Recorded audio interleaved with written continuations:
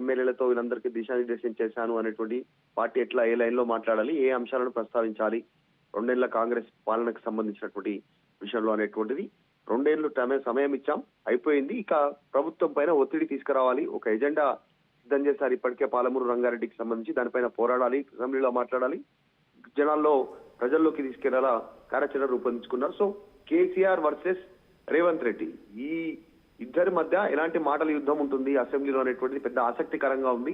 ఈ రోజు ఉదయం 10:30 అసెంబ్లీ సమావేశాలు ప్రారంభమవుతా ఉన్నాయి. ప్రారంభమైన వెంటనే జనరల్ గా సాధారణంగా అసెంబ్లీ సమావేశాలు ప్రారంభమైన తర్వాత జరిగే సాధారణ ప్రక్రియ చనిపోయినటువంటి మాజీ ఎమ్మెల్యేలు ఉమ్మడి ఆంధ్రప్రదేశ్ కావచ్చు, తెలంగాణ కావచ్చు, వారికి సంతాప సభ ఉంటుంది. సంతాపం వ్యక్తం చేస్తారు, దానికి సంబంధించినటువంటి తీర్మానం చేస్తారు, ప్రవేశపెడతారు. తర్వాత ఈ రోజు సభ వాయిదా పడుతుంది. వాయిదా పడే కంటే ముందు కొన్ని కీలకమైనటువంటి బిల్లుల ప్రస్తావన ఉంది. తర్వాత కృష్ణా గోదావరి జలాలకు సంబంధించిన వాటాలు, ప్రాజెక్టుల నిర్వహణ అంశాలపైన చర్చించనున్నారు అసెంబ్లీలో.